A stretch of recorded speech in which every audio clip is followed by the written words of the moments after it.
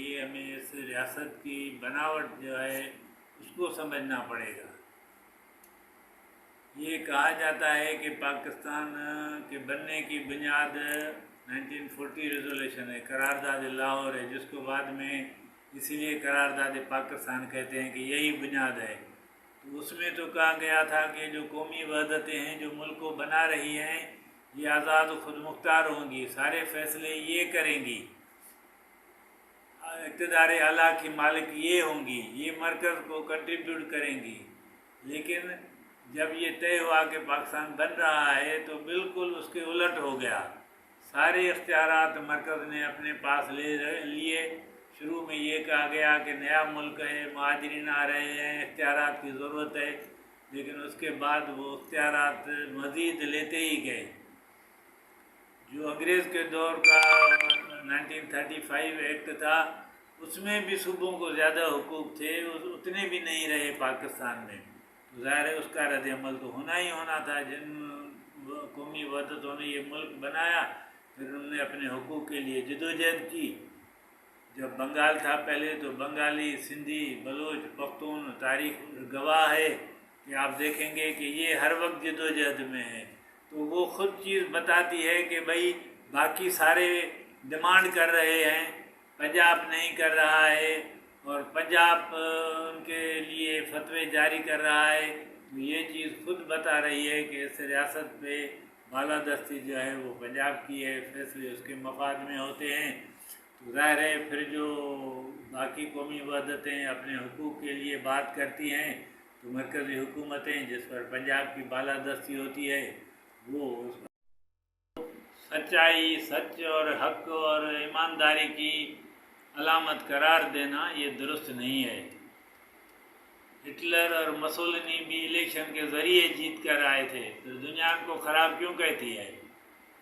پھر دوسری بات یہ ہے کہ یہاں سندھ میں فیوڈل نظام چل رہا ہے، جاگیردار سارے پیپلز پارٹی کے ساتھ ہیں پہلے دن سے۔ یہ بھی غلط ہے کہ کوئی ابھی سے ہے، پہلے دن سے جب یہ بنی تھی ذوالفقار علی بھٹو کے دور سے تب بھی جاگیردار ہیں۔ 70 کے الیکشن میں تمام بڑے جاگیرداروں کو اس نے ٹکٹ دیے تھے، تو اس کی وجہ سے وہ الیکشن میں جیتتے ہیں، ریاستی ادارے بھی انہی کی مدد کرتے ہیں۔ تو لہٰذا یہ نہیں ہے کہ اگر ان کو ووٹ ملتے ہیں تو وہی حقیقی سندھ کے ان کی نمائندگی ہو گئی۔ اگر اس طرح کی تھی تو یہی پیپلز پارٹی یا یہی حکومتی ادارے جو یہ کہتے ہیں کہ یہ پیپلز پارٹی اقتدار ووٹ لیتی ہے لہذا سندھ کے لوگ اس کو چاہتے ہیں، تو پھر تو 70 کے الیکشن میں پاکستان کے لوگوں کی اکثریت نے عوامی لیگ کو ووٹ دیا تھا، بنگال کے لوگوں نے 100% ان کو دیا تھا، بلوچستان اور پختونخوا کے لوگوں نے نیب کو دیا تھا، تو پھر اس کو اقتدار کیوں نہیں دیا گیا؟ لہذا یہ بات نہیں ہے کہ جس کو ووٹ ملے وہی عوام کا نمائندہ ہوتا ہے اور اسی کو اقتدار ملتا ہے یا ملنا چاہیے۔ اور یہ اسی نہیں ہوتا، اس لیے یہ حقوق کی تحریکیں جو مسلسل چل رہی ہیں یہ اسی لیے ہو رہی ہیں کہ یہ نظام جو ہے یہ لوگوں کو حقوق دینے والا نہیں ہے، حقوق چھیننے والا ہے۔ تو وہ حقوق چھیننے والے سسٹم کا ایک حصہ ہے پاکستان پیپلز پارٹی، اسی لیے ہم اس کو سندھ مخالف جماعت کہتے ہیں۔ بس میرا بہت سمپل، سادہ، مختصر ہے کہ یہ مرکزی حکومت اور جو بھی اقتداری پارٹیاں ہیں اقتدار کے لیے جو ہیں، پیپلز پارٹی، مسلم لیگ، پی ٹی آئی، یہ ساری اقتداری پارٹیاں ہیں، یہ سندھ کے وسائل کی لوٹ کھسوٹ میں سیاست کے ساتھ ہیں، تو سارے وسائل لوٹ کے لے جاتی ہیں، اس میں سے پھر چند رعایتیں یہ پارٹیاں دیتی ہیں، اور وہ جیسے بے نظیر انکم سپورٹ کی شکل میں ایک خیرات دیتے ہیں۔ یہ سندھ وہ ہے جہاں پر سینٹرل ایشیا تک سے، افغانستان سے، عربستان سے لوگ یہاں کیوں آتے تھے؟ سندھ شاہوکار تھا۔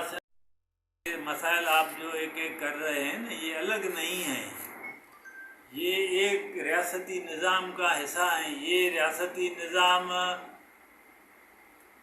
استحصالی نظام ہے، نابرابری کا نظام ہے، جبر کا نظام ہے، تو یہ ساری اس کی بھی دین ہے، اس کی پیداوار ہیں۔ سندھ کے اس طرح ٹریٹ کیا جاتا ہے کہ جیسے ایک کالونی ہے، غلام ملک ہے بھائی، ہزاروں سالوں سے ایک لینگویج چل رہی ہے، وہ نہیں چلے گی، اردو چلے گی۔ جو 200 سال 300 سال جس کی عمر مشکل ہے، باہر سے آئی ہے، جب یہاں قومی زبان بنائی گئی تو 2.5% لوگ اس ملک کے وہ زبان بولتے تھے۔ تو یہ سارے جو مسائل ہیں نا، یہ یہاں کی جو قومیں ہیں جنہوں نے اس ملک کو بنایا ہے، ان کے اقتصادی، سیاسی، سماجی، کلچرل حقوق سلب کرنے کا یہ ایک سلسلہ ہے، ریاست نے چلایا ہے، لہذا حقوق کی تحریکیں بھی چلتی رہتی ہیں، اور پھر یہ سارا سلسلہ چل رہا ہے۔ پھر لوگ کہتے ہیں کہ یہ حکومت کے خلاف ہیں۔ ظاہر ہے آپ ان کے حقوق کے خلاف جائیں گے تو لوگ احتجاج کریں گے۔ تو یہ سلسلہ جو آپ کہہ رہے ہیں کہ زبان کا، یہ پاکستان بننے کے دن سے چلا جا رہا ہے، اور یہ جیسے میں نے کہا نا ایک سے جڑے ہوئے ہیں۔ اب باہر سے جتنے لوگ آ رہے ہیں وہ سارے غیر سندھی ہیں، تو لہٰذا اتنی سندھی زبان پیچھے جائے گی جتنے باہر کے لوگ آئیں گے۔ تو یہ جو ترقی ہے، میگا پروجیکٹس ہیں، باہر کے لوگوں کی آمد ہے، یہ زبان کا مسئلہ، یہ سارے ایک دوسرے سے جڑے ہوئے ہیں، اور یہ سارے اس ریاستی نظام کی پیداوار ہیں۔ لہٰذا اب تو ضرورت اس چیز کی ہے کہ یہ اس ریاستی نظام کی تبدیلی کے لیے جدوجہد کرنی چاہیے، اور ہم کہتے ہیں کہ اس ریاست کی نئے سرے سے بناوٹ ہو 40 کی قرارداد کے مطابق۔ اسی کے اوپر یہ ملک بنا تھا، کسی 73 کے آئین کے ذریعے نہیں بنا ہے، نہ کسی ڈکٹیٹر کے فرمان کے ذریعے بنا ہے، نہ ہی اسی کے تحت اس میں شامل ہوئے تھے 40 کی قرارداد۔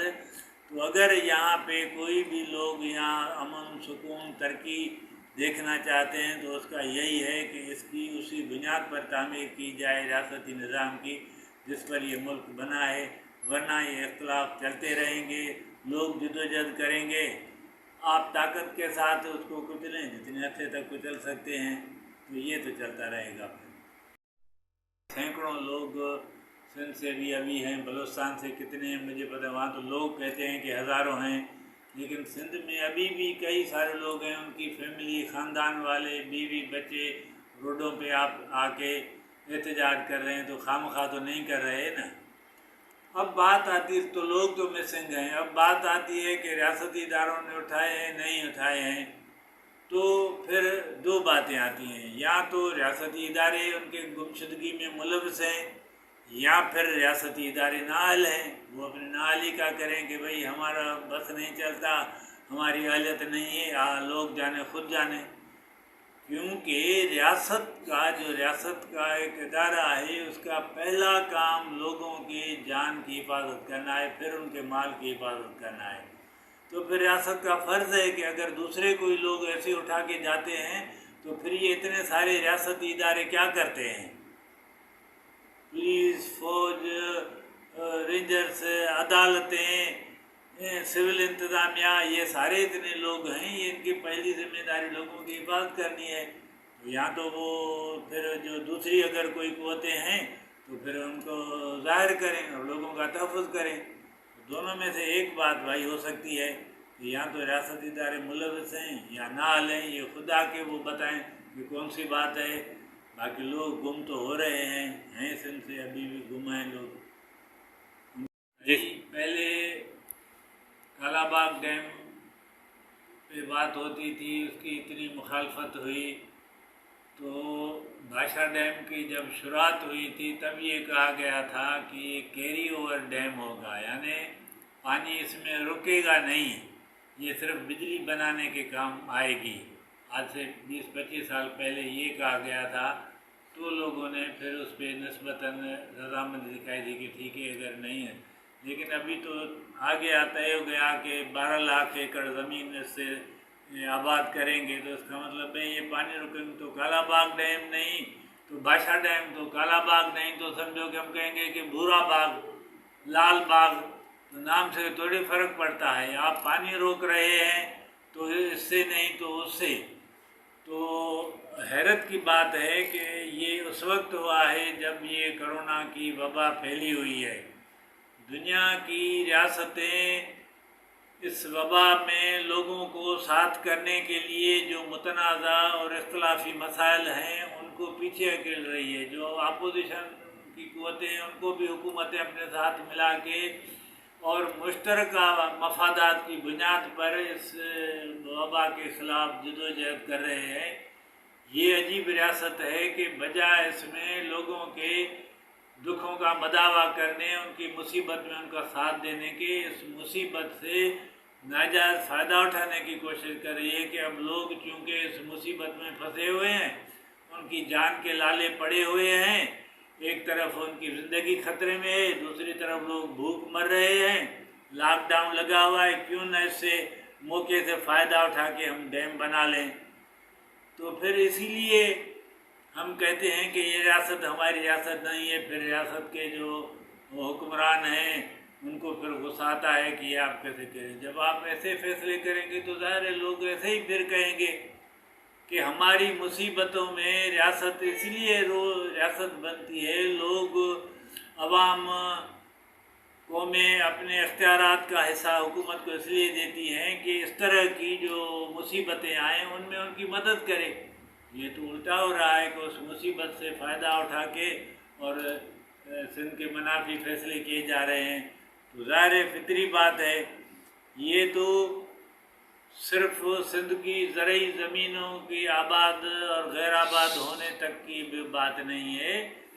تہذیبیں دریاؤں کے پانی پر بنتی ہیں. یہ دنیا کی قدیم ترین تہذیبیں جو ہیں وہ دریائے نیل، دریائے دجلہ فرات اور یلو ریور چین کی اور سندھو دریا کے کنارے بنی ہیں. تو یہ دریاؤں کو خشک کرنا کا مطلب ہے لوگوں کو بھوکا مارنا اور بالآخر تہذیب کو ختم کرنا. تو یہ پتہ نہیں کیسے لوگ ہیں. میں پھر بھی یہی کہوں گا کہ یہ وہی بات ہے جو میں نے پہلے سوال کے جواب میں کہی کہ دنیا پر جو سرمایہ داری کی الغار ہے ان کو سرمایہ داری کا ایک ہی قانون ہوتا ہے، اصول ہوتا ہے، maximum profit by any mean at any cost. یعنی زیادہ سے زیادہ منافع ہے، اس کے لیے لاکھوں لوگ مر جائیں، بھوکے ہو جائیں، تہذیبیں ختم ہو جائیں، زبانیں ختم ہو جائیں، ان سے ان کا وعد نہیں ہے، بس پیسہ کمانا ہو. تو یہ اس کے پس منظر میں بھی اس کو دیکھنا چاہیے. تو پاکستان کی حکومت اور جو اس کے سرمایہ دار لوگ ہیں ان کے بھی مفاد میں ہیں کہ یہ میگا پروجیکٹ بنے، بھلی سندھ تباہ ہوتا ہے تو ہو. تو لہٰذا جیسے پہلے کالا باغ ڈیم کے خلاف سندھ کے لوگوں نے مزاحمت کی تھی، اب بادشاہ کے خلاف بھی وہ شروع ہو گئی ہے. حکمران شاید یہی چاہتے ہیں کہ ہمیشہ ایک دوسرے کے گلے میں ہاتھ ہوں، تو پھر ایسے ہی ہوگا. ایسے ہی اس ریاستی نظام میں پسے ہوئے ہیں، ان کے وسائل پہلے ہی یہ ریاست کھا رہی ہے. ان کو تو آپ چھوڑیں، لیکن سی پیک کا تو ایون پنجاب کے بھی عام آدمی کو فائدہ نہیں ہے، اور جو پنجاب کا بلکہ چھوٹا کاروباری طبقہ ہے اس کو بھی فائدہ نہیں ہے. یہ بڑی جو کمپنیاں ہیں، بڑے پیسے والے لوگ ہیں، وہ چین کے اور پاکستان ہو، ان کے مفادات کے لیے بن رہا ہے. ابھی تو کافی عرصے سے خود پنجاب سے، سیالکوٹ سے، فیصل آباد سے، گجرانوالہ سے آوازیں اٹھ رہی ہیں کہ بھئی یہ سب کچھ چیزیں آپ باہر سے لا رہے ہیں، سب چیزیں چین والوں کو دے رہے ہیں، تو پھر یہاں کی صنعت کا کیا ہوگا. تو جو ایون پنجاب جو باقی سندھ سے بلوچستان سے ترقی یافتہ ہے، اس کی بھی جو چھوٹی صنعتیں، چھوٹا کاروبار ہے، وہ بھی اس سے نالا ہیں، وہ بھی مطابق کر رہے ہیں. تو بلوچستان اور سندھ کا تو آپ کیا کہیں گے. باقی یہ ہے کہ جیسے شروع میں کہا گیا تھا، تو اب تو جو حصہ بلوچستان میں روڈ کا بنا ہے اس کے دونوں طرف باڑ لگا دی گئی ہے. جو مقامی لوگ ہیں وہ تو اس پر سفر تک نہیں کر سکتے، تو ان کو فائدہ کیا ہوگا. تو یہ ایسے ہی ہے. یہ اس کو عالمی سرمایہ داری کی جو یلغار ہے اس کے پس منظر میں دیکھنا چاہیے. ساری دنیا میں یہی کہا جاتا ہے، بڑے بڑے میگا پروجیکٹ کے نام پر جو یہ کہا جاتا ہے، یہ میگا پروجیکٹ مانا بڑے پروجیکٹ بڑی پیسے والوں کے لیے ہیں. ساری دنیا میں یہ ہے. تو یہ بھی اسی کا ایک حصہ ہے جو دنیا پر بڑی سرمایہ داری کی، دنیا پر قبضے کی جو مہم ہے، یہ بھی اس کا ایک حصہ ہے. ابھی چین بھی ایک سرمایہ دار ملک ہے. تو لہذا یہ غریبوں کے لیے سندھ اور بلوچستان کو ویسے ہی غریب میں ان کو اس ریاست کے فیصلوں میں کوئی دخل پہلے ہی نہیں ہے، تو لہذا اس سے سندھ اور بلوچستان کو تو کیا فائدہ ہوگا، جیسے میں نے کہا خود پنجاب کے غریب اور نچلے طبقے والوں کو بھی نہیں۔ دیکھیں سندھ میں لوگ تاریخ کے مختلف ادوار میں آتے رہے ہیں، سندھ کے لوگوں نے ان کو میزبانی کی ہے، ان کو اپنا بھائی سمجھا ہے، لیکن ہر چیز کی ایک لمٹ ہوتی ہے، ہر ایک کی ہر بات کی حد ہوتی ہے۔ دنیا کا کوئی بھی ملک ایسے اپنی سرحدیں کھول نہیں دیتا کہ جدھر سے جتنے چاہیں لوگ آ جائیں۔ پاکستان بننے کے بعد جو لوگ آئے، کہا گیا کہ یہ ایک حادثہ ہوا ہے، اچانک ہوا، لوگ بے گھر ہوئے ہیں، آ گئے ہیں، سندھ کے لوگوں نے اس کو قبول کیا، لیکن اس کے بعد سے آج تک مسلسل پاکستان کے مختلف صوبوں سے اور مختلف ملکوں سے، ہندوستان سے، بنگلہ دیش سے، برما سے، افغانستان سے، جب سوویت یونین ٹوٹنے کے بعد سینٹرل ایشیا سے لوگ آ رہے ہیں، ایسے تو کوئی بھی خطہ قبول نہیں کرتا، اور ریاست کے ادارے، مرکزی حکومتیں وہ ان کی سپورٹ کرتے ہیں، وہ اس لیے کہ جب مقامی لوگ اپنے حقوق کی جدوجہد کرتے ہیں تو پھر یہ جو باہر سے آئے ہوئے لوگ ہیں وہ ریاست کے کام آتے ہیں، اور یہ صرف پاکستان میں نہیں ہے، دنیا کے کئی ملکوں میں ایسے ہے۔ انگریزوں نے آئرلینڈ پہ قبضہ کیا تو وہاں جا کے انہوں نے انگلینڈ سے لوگ آباد کیے، جب آئرلینڈ کی آزادی کی گھڑی آئی تو جو لوگ یہاں سے گئے ہوئے تھے وہ انگریزوں کے ساتھ ہو گئے، لہذا آئرلینڈ تقسیم ہو گیا، ایک حصہ ناردرن آئرلینڈ کے نام سے ابھی بھی انگلینڈ کے ساتھ جڑا ہوا ہے۔